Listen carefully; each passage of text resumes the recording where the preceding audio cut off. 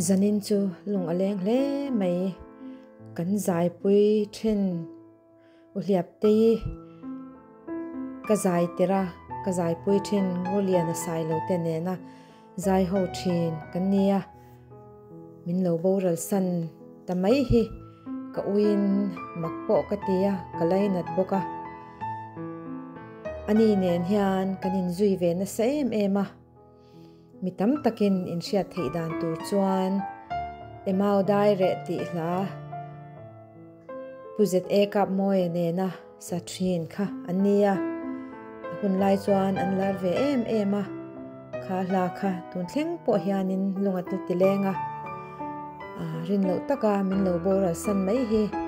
ke chuan ka uin ka lainat ani ti hi karon soidu a hlaphua pakhat kelal biak ve alitana a phua ve min pe a chu Aizawl radio station a kasa a hun lai chuan tam tak chuan in shave tho mai theya ke ni rual puite chuanin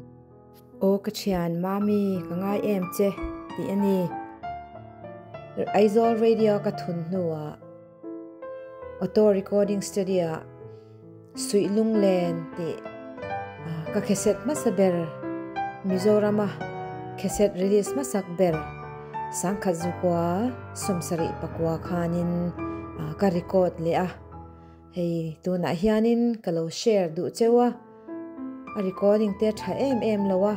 tin kan zai po du angin a thalem lowa ma se ama share rengnan karon share ve du chewni kan uin kan ngai em don ani ilo ngai thlang ule